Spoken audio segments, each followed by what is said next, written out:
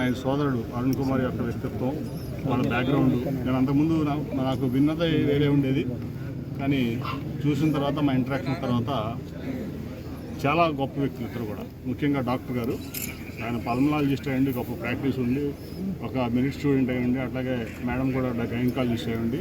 నిస్వార్థంగా అన్నీ వదులుకొని ఇక్కడ ప్రజల కోసం నిరంతరం కష్టపడతాయంటే ఆయన చాలా గొప్ప వ్యక్తి. ఆయన అట్లాగే అభివృద్ధి కోసం నన్ను ఇంకా యాక్చువల్ చాలా ఇవ్వాలి, కానీ నా కాన్స్టిట్యూన్సీలో రెండు సంవత్సరాలు ఎంపీ నిధులు లేవు. అది ఇంకో 10 కోట్లు కూడా ఎమ్మెల్యే గారికి ఇవ్వాలి నేను. ఎందుకంటే పార్టీలకు అతీతంగా ప్రాంతానికి అభివృద్ధి చేయాలనే ధ్యేయంతో ఆయన పనిచేస్తున్నటువంటి తీరు నాకు చాలా నచ్చింది.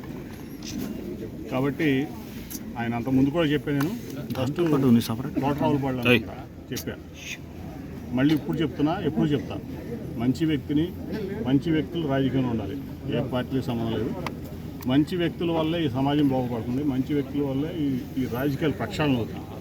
ఓకే, షార్ట్ టైంలో కొంచెం ఇబ్బంది పడవచ్చు, లాంగ్ టైంలో చాలా బెనిఫిట్ ఉంటుంది ప్రాంతానికి కానీ, రాష్ట్రానికి కానీ, దేశానికి కానీ.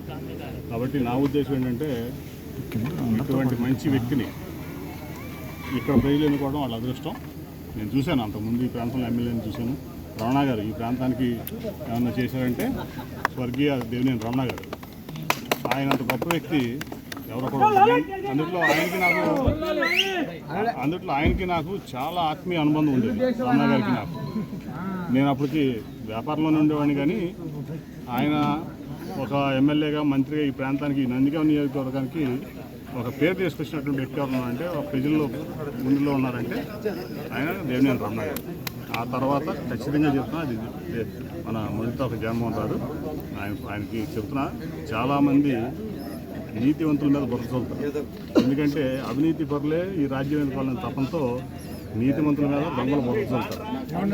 వాళ్ళ వ్యక్తిత్వం ఏంటి, వాళ్ళ బ్యాక్గ్రౌండ్ ఏంటి, వాళ్ళు ఏ పరిస్థితుల్లో రాజకీయంలోకి వచ్చారు, వాళ్ళు త్యాగం చేసి వచ్చారా, దోసుకోవడానికి వచ్చారా అనేది జనం అబ్జర్వ్ చేస్తున్నారు. ఖచ్చితంగా అబ్జర్వ్ చేస్తారు, అందులో ఎటువంటి తేడా లేదు.